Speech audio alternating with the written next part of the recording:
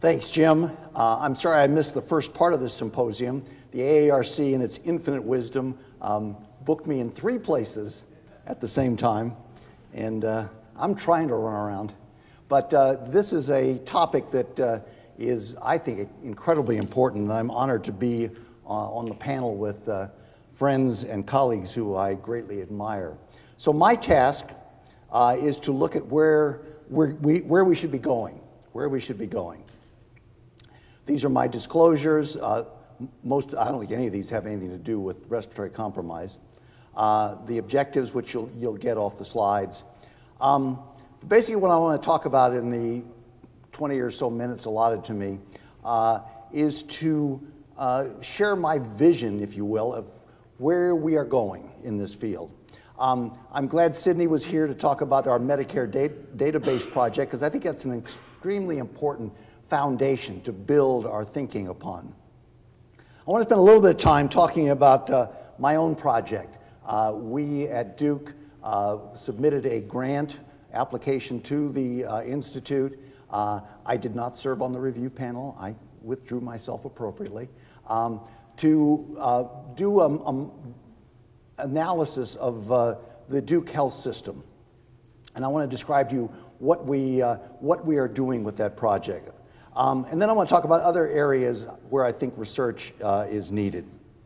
So let's talk about the Duke project for a moment.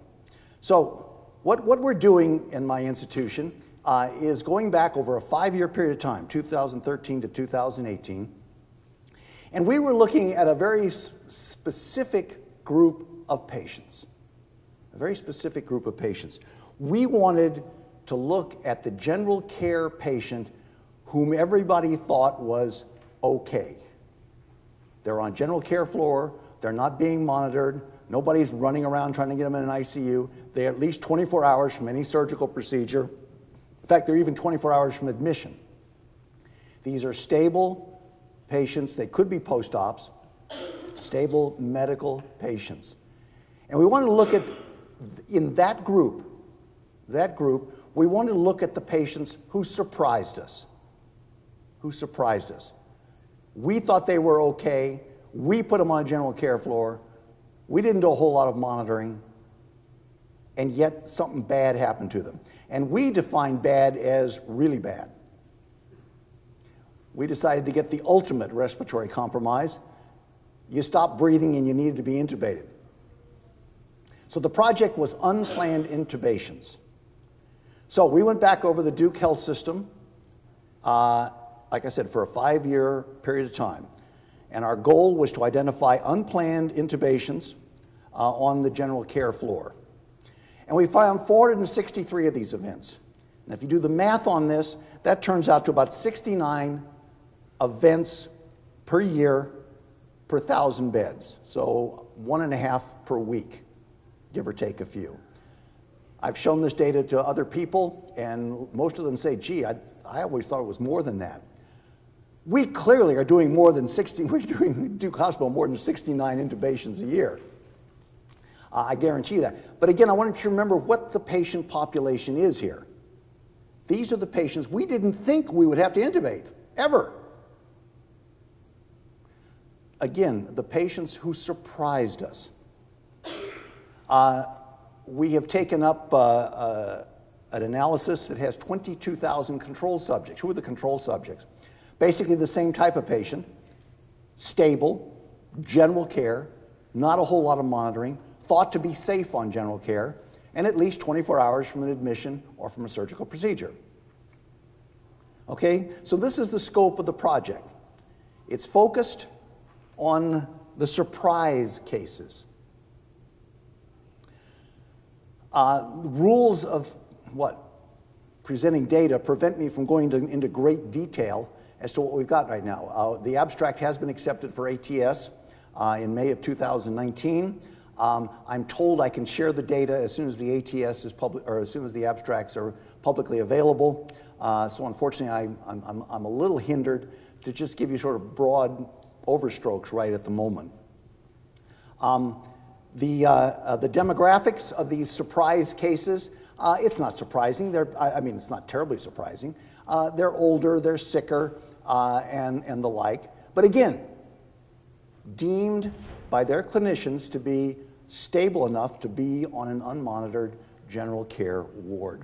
The diagnoses, obviously there are lots of diagnoses, and sorting out what's an important diagnosis or a primary diagnosis from a secondary diagnosis that just happens to be there is a challenge, especially when you got 22,000 patients you're trying to sort through. But not surprisingly, we're going to find people that have heart disease and hypertension and things of that nature. I am really interested in the third category, the 12 hours prior to the unplanned intubation. What was going on in the immediate time frame? And we are really interested in digging very deeply into what kind of support were they receiving. Were they on pressors? That's going to be highly unlikely. This is a general care floor, but you never know in this business. Inotropes, same way. Bronchodilators, antibiotics, and then of course the big ones, sedatives, opioids, and other respiratory depressants. Intermittent non-invasive ventilation, nocturnal non-invasive ventilation, and of course oxygen. Again, stable patients, but were in the 12 hours prior, were there markers of things going on? And then what I'm really interested in is the monitoring strategies that were in place. I told you there wasn't much monitoring. These are general care floors. But I want to know specifically, how many people actually were getting pulse oximeters? I think more importantly, I think in this day and age, almost everybody gets a pulse oximeter. I think a more important question is who was having their pulse oximetry looked at? Cardiac telemetry, how many people were actually deemed worthy of cardiac telemetry? End-tidal CO2. And if we can identify other monitors, we're going to capture those as well. But of course, these are the ones we commonly think of. And we're going to look at the inpatient hospital mortality and of this surprise group. So again, people admitted to a general care floor, thought to be stable, thought to be okay, thought to be like the other 22,000 patients, but weren't. And what can we do about them? So that's the current Duke project, and like I said, I'm going to be sharing this with the Institute, and I'm not sure what they're going to do with it immediately. As soon as the ATS rules have been followed on publication of data. I think there are other research areas we need to look at. An area we're looking at all comers on a general care floor that require an intubation. But there are different mechanisms there and different trajectories. I've sort of grouped them into 5 broad categories. Was it a neurologic event? Was it a cardiovascular event? Was it a primary respiratory event? Was it some systemic process that took place? And the impact of various comorbidities, multifactorial. And I'm interested in the trajectory of these different categories. Sudden, unexpected, catastrophic. Things like a stroke, things like a myocardial infarction, an aspiration, a pneumothorax, etc. Or was it a more gradual deterioration? Neurologic, the buildup of sedatives or opioids. Was it cardiovascular, fluid overload, or various drugs? And respiratory, was an infection spiraling out of control? Were they developing sepsis or signs of acute lung injury? So this is a future, this is a next step along the way. Not just describe how often it happens and what the overview was, but what was the actual event and what was its trajectory? Phil, that's going to be the next grant. So, my colleagues at the RCI have commented, well, Neil, that's a very focused group. What about other areas? What about other areas? And I know my colleagues are really interested in the patients who might be transferred out of the ICU too fast. We tried to stay away from them because we made it 24 hours away from something like that. But we can go back in and search for these fresh transfers from ICU or step down, or fresh transfers out of the emergency department. So another area we can look at. Everybody wants us to do cost. That's the third grant, Phil. We can do very complicated cost analyses on these kinds of patients and figure out exactly what this really is, excuse me, is costing us. I'm a clinician. I care about patients and patient outcomes. I realize everybody wants to talk about cost, but I must admit that's not the most exciting path of research, in my opinion. But I know it's important. And then everybody wants to build and validate scoring systems, and we're no exception to that. And there are ways of taking data from not only the current Duke project, but looking at other groups as well. Again, the step downs, the post-ICUs, the immediate post-ops, and things of that nature, and building a scoring system. And of course, at the end of the day, what do we really want to do? We want to be able to identify and develop strategies for detection and prevention. That's the ultimate goal of the Respiratory Compromise Institute. We got to find ways to we have to build better systems to detect them. And then once we've found that way or predict, we need to come up with tools to prevent them. There's a lot of work to be done here. And I'm excited to be a part of it. And I'm pleased that the Respiratory Compromise Institute has been formed. I think it's a wonderful idea to approach a problem that is extremely important. But again, a lot of work to be done. Data are slowly but surely emerging that I think are going to help us in the future.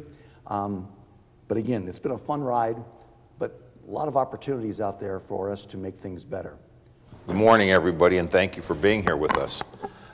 It's interesting listening to the last two talks and then taking the perspective I'm going to take, which is more clinically today relevant because of experiences we've had with monitoring dating back to the initiation of pulse oximetry in the operating room, then capnography in '86, and how that has impacted the management of surgical patients.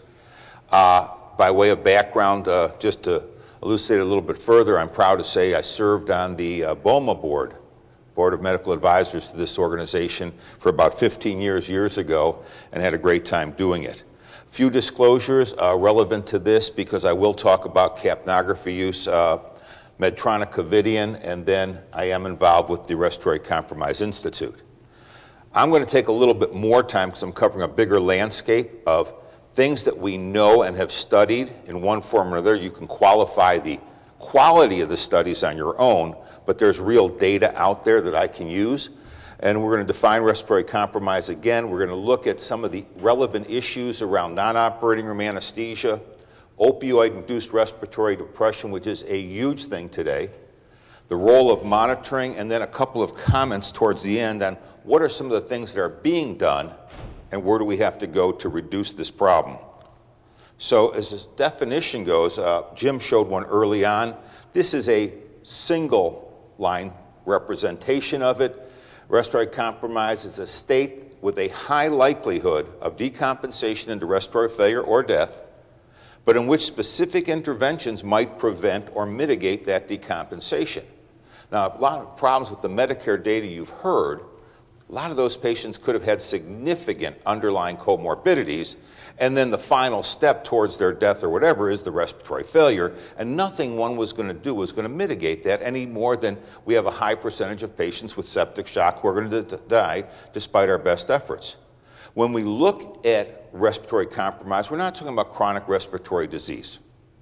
We're looking at it either as a de novo onset of a new problem or an acute event on top of pre-existing disease that can be pathophysiologically distinguished into different subsets, which was very well articulated by Tim Morris and some of the people sitting in the front in that 2017 article in Respiratory Care.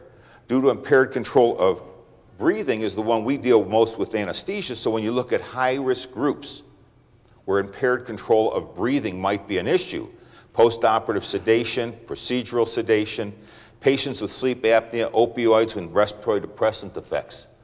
Physiologic response would be hypercarbia and respiratory acidosis. The early signs could be reduced respiratory rate, heart rate variability and the likes, and the monitoring that would help us address this group of patients who might incur it include things like pulse oximetry, capnography, in addition to visual assessment, which I can clearly say is far lacking in our ability to determine anything. Now, if you want to think about it as a spectrum of disease, we can think about the stable respiratory illness patient, the patient with COPD, sleep apnea, and the likes. We can think about the worst situation, which is respiratory failure and the ICU admission, and everything in that middle yellow area is what we're talking about respiratory compromise. It's that transition, that slippage that takes you from your stable state to the unstable state, and can we intervene earlier? There's a clear difference between severity and risk. My focus is going to be on risk, because I think risk is something we can address. We can manage risk. Severity of disease, gunshot to the heart, very hard to deal with. We're not going to change a lot there. So we're going to focus on risk, which is the probability of a new issue not present developing due to becoming vulnerable. So what might that vulnerability look like depending on certain factors? Patient factors, treatment factors, and area of care factors. Patient factors could be their basic BMI, comorbidities like COPD or undiagnosed sleep apnea. Treatment factors could be recent anesthesia, thoracic or abdominal surgery, which markedly impacts respiratory function, FRC, and the likes. The use of post-operative opioids and other respiratory depressants or any combination of the above. And then area factors. Patient-nursing ratio, one of the problems with floor medicine, one of the reasons we have these events, and I will conclude in the end talking about rapid response teams, medical emergency teams. I'll come back to that at the very end. Patient-nursing ratio, the frequency that vital signs are taken on the floor, the use and type of continuous monitors that are available on the floor beyond pulse oximetry, far different than the ICU environment. We're not talking about missing this in the ICU environment, we're talking about it elsewhere in the institution. But when a number of these things come together, this fatal combination, you get this perfect storm, and these are the patients we can alter risk. Two areas that I'm going to cover on that are quite extensive. One is opioid-induced respiratory depression. I'll finish with that later.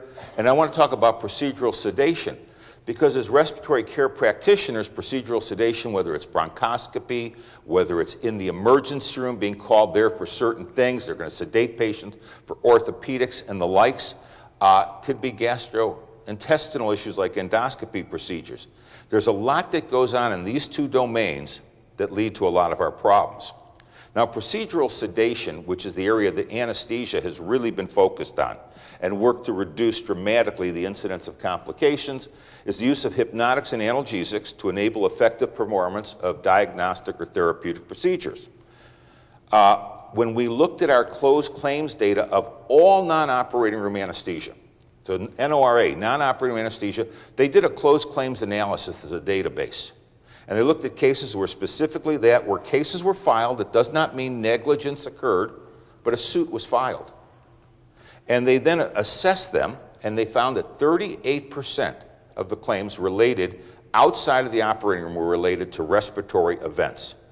Equipment-related events was 21%, and then medication-related cardiovascular and pulmonary embolism were some of the others. When they looked a little bit farther and they compared non-operating anesthesia, the GI lab, bronchoscopy suite, IR, cath lab, whoa, we're just giving sedation in many of those locations, just sedation, minimal anesthesia care, so we think. When they compared death in the closed claims data for those events, 54% death rate versus operating room events in the closed claims, 24%. And you can see markedly different in that domain. And then nerve damage obviously is the one in the operating. We don't do a lot of nerve damage outside. But more important, when they evaluated these closed claims for the quality of the care, outside the operating, these nominal procedures that we think are simple, the substandard care was 63% versus operating room claims, and more importantly, preventable by better monitoring, 25% versus 7%, because we do so much monitoring in the operating rooms. We assume if you're outside the operating room, this is risk-free. That's our first mistake. When I take this graph that was actually adopted from a book called Reputation Rules, it's how do you look at your reputation as an organization. It was written by a business school professor. I adopted it to risk crisis management in medicine. And basically what it says is if you look at the dotted line, that's your ability to control an event. That's our ability to prevent this respiratory compromise from becoming respiratory failure. Before something happens is our best time to act. Once something starts happening, the stakes go up, but your ability to control it gets less. So you send the wrong patient to the floor from the emergency room, patient with a normal CO2 during an asthma attack. Is that really a controlled state? All right, so you send the wrong patient to the wrong spot, but where do we typically act on these patients? Where is rapid response often called? Somewhere here in the middle. We never act early enough. Now, if you take this a step further and the difference between crisis management, which is on the your far right, and risk management, once something starts happening, we become dependent on identifying the problem. So let's say it's an arrhythmia, but you're not monitoring pulse oximetry, so you don't know what the oxygen is, just an arrhythmia. You don't know why they're having that arrhythmia, why they're having that bradycardia. Is it primary cardiovascular, or is it hypoxemia and hypoxia? Then we have to contain the problem. You might give atropine for a bradycardia, but it might be due to hypoxemia, which necessitates assisted ventilation. And then we try to solve for the problem. What we need to do better, and that's the whole focus in my mind of preventing respiratory compromise or minimizing it, is anticipation of patients at risk and then appropriately manage them through prevention and preparation. Early on, 2004 chest. Again, as an anesthesiologist, I'm proud to say I spent 5 years on the board. Sidney was president, I think, during that time even. Many years ago, this is 2004, it was recognized that supplemental oxygen impairs our detection of hypoventilation. And what's wrong with many of the patients in the perioperative period? I can't speak for all the medical patients, but one of the problems is they get narcotics, they get other things to depress respiration, and they can't get detected with the pulse oximeter.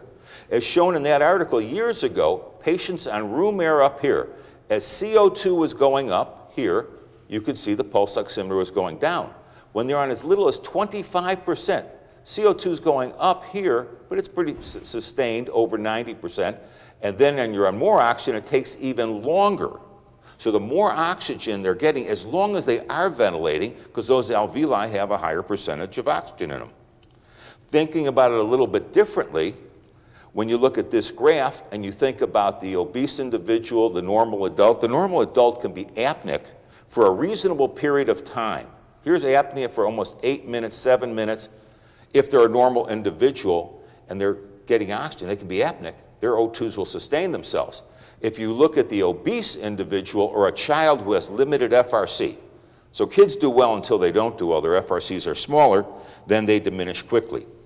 If you look at hyperventilation in patients who have compensated respiratory failure, which are many of the patients we see, again, supplemental oxygen on the top, you can see what's happening to CO2. Initially, you're hyperventilating. Your minute ventilation is going up in response to the hypoxemia. Oh, excuse me. But supplemental oxygen will delay that recognition a little bit longer. So that moves me into an alternative form of monitoring that I want to then parlay into some of the studies we've looked at and the changes we've made in the surgical world. Capnography is not unfamiliar to anybody who's sitting in this room, so we won't spend a ton of time talking about it or how it can be done, nor do we have to go through the tracing and looking at the end-tidal CO2, which is the number we're always monitoring here, and some of the caveats about it. We're going to focus on one aspect of it, in the recognition of hypoventilation. But I'd be selling it short if I didn't suggest that monitoring end-tidal CO2, whether it's going up or down, has metabolic implications. If you have an end-tidal CO2 monitor on a post-op cardiac patient who's on a fixed minute ventilation because they're paralyzed and they're on a fixed minute ventilation, and they get a temperature elevation, their end-tidal CO2s will go straight up because they're not changing their minute ventilation, but it'll be a direct monitor of metabolism. Or if they get cold on a fixed minute ventilation, their CO2s will go down. From a circulatory standpoint, it has access. Technical tubing dislodgements, et cetera. We're focusing on the hypoventilatory aspects of this, as represented best over by these four. These are all the different kinds of capnograms you can see we don't have time for. This is what happens with narcotics when you depress the respiratory rate or altered degrees of end-tidal CO2 from hypoventilation. The clinical applications in my world have gradually increased. This editorial, written in 2011 by Whitaker, is titled Time for Capnography Everywhere. It's from an English journal in anesthesia. Intraoperative use, it's mandated today. Non-operating room anesthesia for procedural sedation, I'll show, it's a standard of care today. It's not an option, and I'll talk about that later. PAC use and elsewhere. Hypoventilation monitoring on the wards for patients at risk for respiratory compromise, that's in the thing. That's what we're talking about today. So he's talking about this hypoventilation monitoring in 2011, long before us today. Capnography outside the operating room, again from the Association of Anesthetists in Great Britain, again 2011. They did an audit of all their airway complications. 20% of the incidences occurred in the ICU. 61% of the reviewed incidences suffered neurologic damage or died, compared to 14% in the OR. Again, OR management of these patients is really good today because of what we're doing. And the review cited lack of capnography as a major risk factor outside the operating room. When we think about this again, in terms of detection, it's recognized apnea of at least 20 seconds occurs in 25% of all the monitored anesthesia care we give. Detection by observation, as I alluded to very early, is very, very poor and very unreliable. And all apneic patients were identified by the use of capnography in this one study. When we talk about end-tidal CO2 and hypoventilation, again, it's nicely shown here. As we are hypoventilating, if you are on room air, not a problem. You'll see it much quicker coming down, but most of our sick patients are often on nasal cannula oxygen. So you're not going to pick it up as quickly, and we're talking about minutes of delay in patients who have underlying comorbidities. Does end-tidal CO2 monitoring detect respiratory events prior to current sedation monitoring practices? This is an ER study that was done in 2006. So we haven't taken this very far in the last 12 years. But they looked at 60 patients. Acute respiratory events were defined as a SAT greater than 92%, of which there were 20 events. 85%, 17, had an abnormal end-tidal CO2, 70% before any change in pulse oximetry was noted. So again, early detection. Looking at a more recent article, meta-analysis, we have an article from 2017 from the British Medical Journal. And their primary endpoint was looking at desaturations and hypoxemic events. And then they looked at the addition of capnography to visual assessment and pulse oximetry. And what they found is mild hypoxemia, defined as less than 95% for 15 seconds, 23% reduction. Severe hypoxemia, less than 85%, 59% risk reduction. And assisted ventilation, again, a 53% reduction by the institution in these trials of capnography. When you break it down, you can see all the studies for mild desaturation, severe desaturation, and then assisted ventilation at the top. Marked reductions by the institution of capnography on top of the use of pulse oximetry. This is a 2017 article looking at capnography for gastroendoscopy procedures. There's lots of articles on this. This was one of the more recent ones.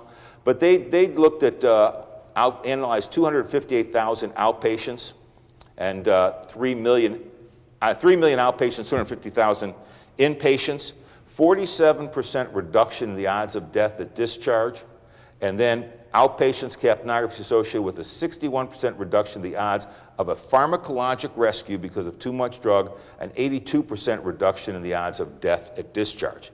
Now these are large number reductions on small number incidences, so don't overread that we're killing everybody in these sites. But what this all led to in 2014 was for the American Society of Anesthesia to restate even if moderate sedation is intended, and you all see this done in your institutions. Patients receiving propofol should receive care consistent with that required for deep sedation because of the potential of significant hypoventilation as well as loss of airway. This led to an editorial, The Winds of Change, Progress in the Implementation of Universal Capnography.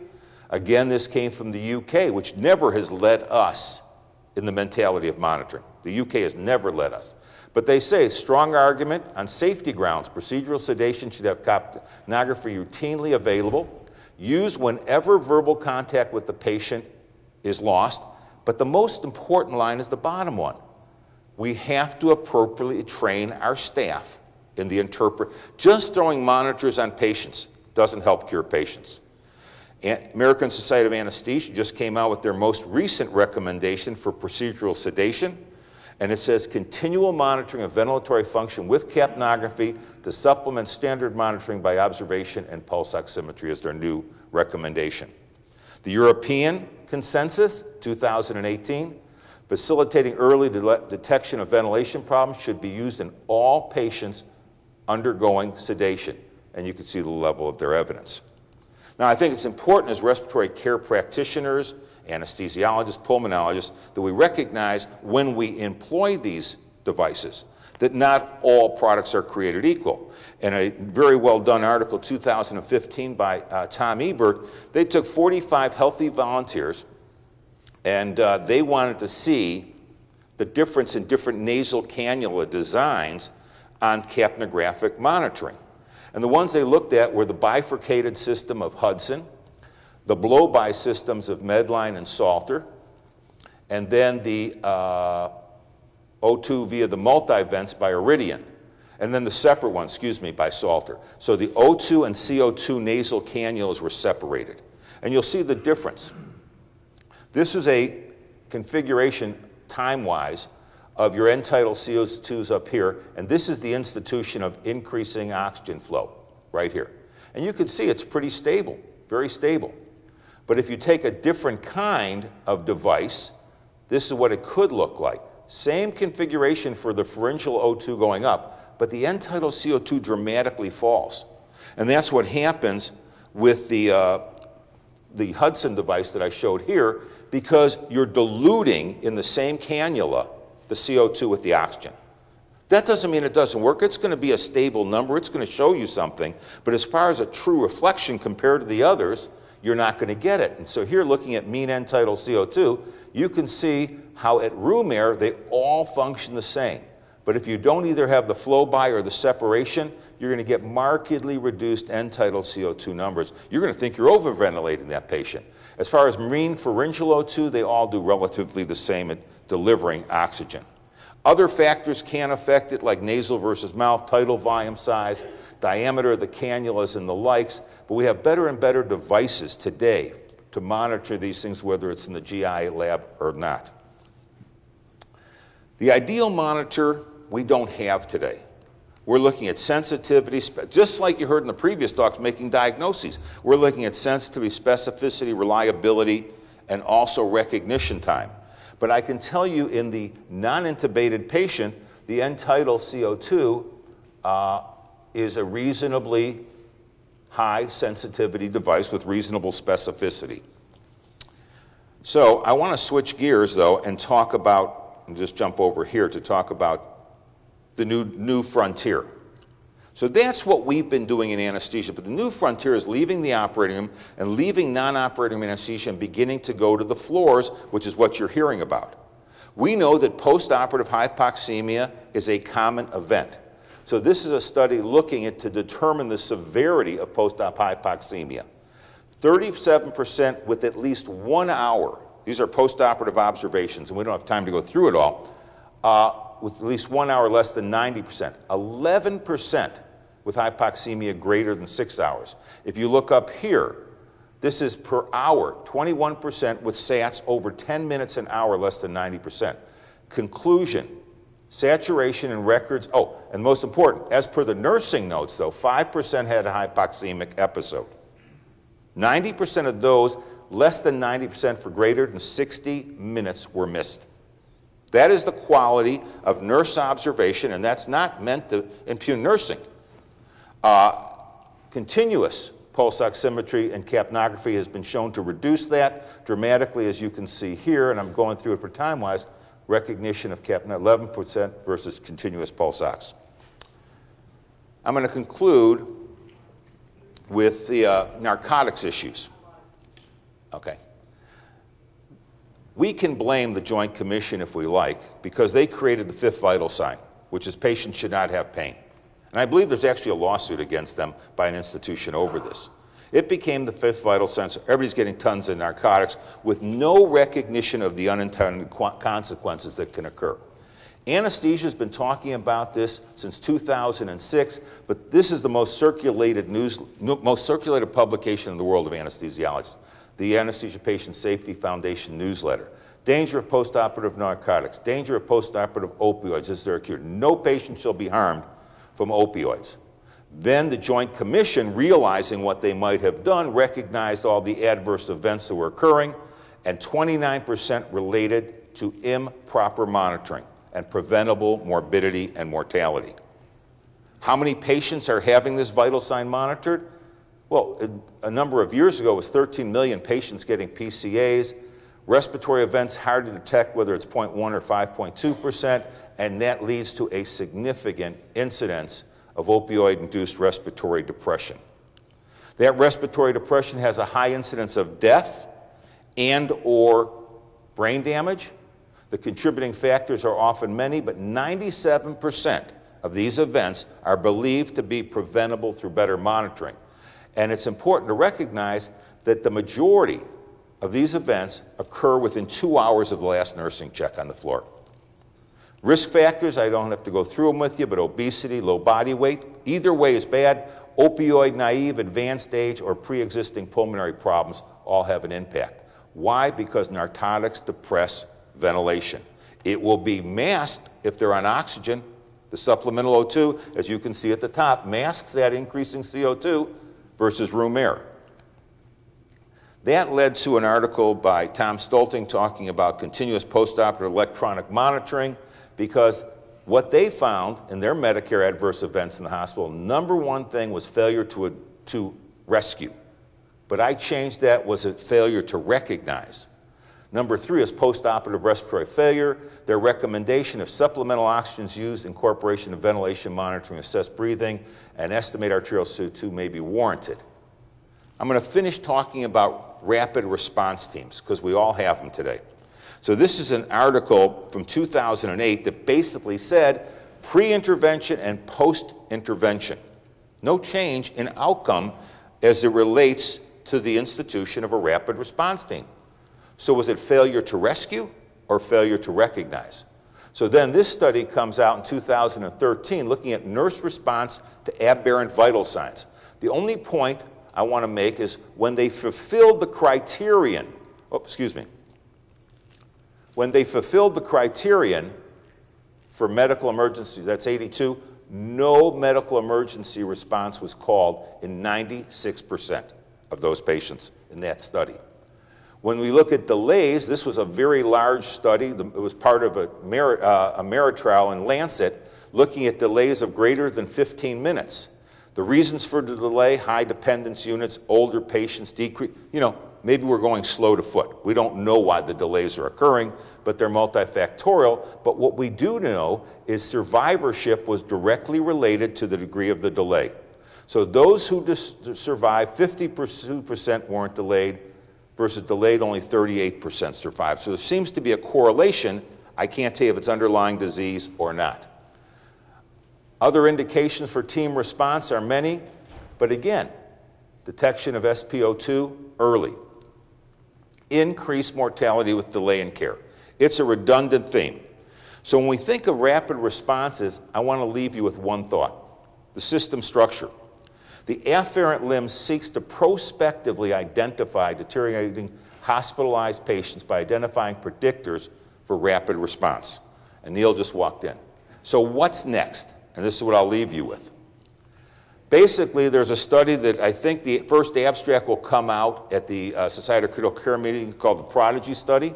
It's a 1,600 patient study, 16 sites, international study, including the US, assessing 12 high-risk variables for prediction rules from your monitors and your EMRs to detect and validate a respiratory compromise risk assessment tool. That's what we need. An earlier article in 17 looked at what's called an integrated pulmonary index algorithm. And I don't have, this was published in the Journal of Clinical Monitoring and Computerization, but basically they took a series of information over here, looking at respiratory rate, and then looking at end-tidal CO2s, and these are all patients with normal pulse oximetry, so they could be on oxygen. But if your respiratory rate's really low, or your end-tidal CO2 is really high, you're not going to do very well. So they graded them. Green is good, yellow is intermediate, red is bad. Now, if your pulse oximetry wasn't right, then you came over here and plugged in those numbers, what number they were, with your pulse oximetry data, and it begins to give you an index of risk for intervention. That's all it's about. So my final slide, and I will leave you with this thought and where I think the conclusion is, if we're going to do anything about respiratory compromise, it's not going to be based on clinical assessment. It's going to be based on our ability to identify at an earlier point in time the need to intervene. And that is what we call the afferent limb. And are we monitoring the correct parameters? What are those parameters? I can't assure you. I know in anesthesia, capnography has been the way we've gone. It will not be the way for everything, but it sure has attributes based on what I've learned and I hope example today. Thank you very much.